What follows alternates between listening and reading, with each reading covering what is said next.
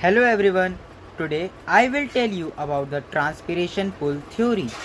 It explains how water moves upward from the roots to the leaves of tall plants through xylem tissue and even against gravity without using energy.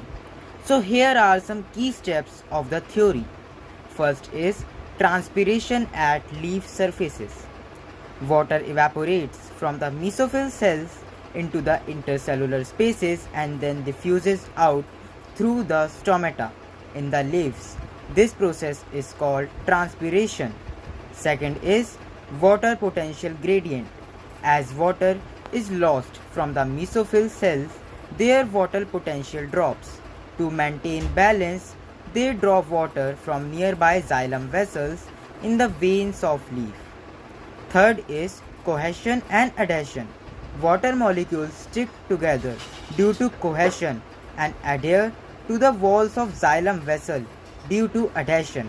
This creates a continuous column of water in the xylem from the roots to the leaves. Fourth is transpiration pull. As water is pulled out from the top, a pull or tension is created in the water column. This pull is transmitted all the way down to the roots, drawing more water upward. This is called transpiration pull. So here are some important features of the theory. First is it does not require energy, hence it is a passive process. Water moves as a continuous column in the xylem. It is driven by evaporation of water from leaves. It works well due to the high tensile strength and cohesive properties of water. So here are some factors affecting transpiration pull. First is temperature, then humidity, then wind speed, light intensity and stomatal opening. So we get a conclusion from here.